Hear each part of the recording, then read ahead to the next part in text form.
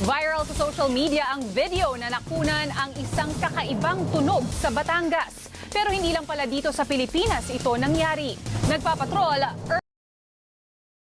Pakinggan ko mga kantang sinulat mo, pinatitibok mo ng kay bilis ang puso ko. Pag pinakikinggan ko mga kantang sinulat mo, pinatitibok mo ng kay bilis ang puso ko.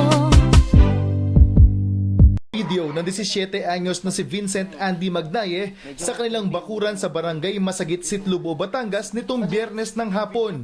Kwento niya, nag-i-internet siya sa kanilang terrace nang makarinig ng kakaibang tunog.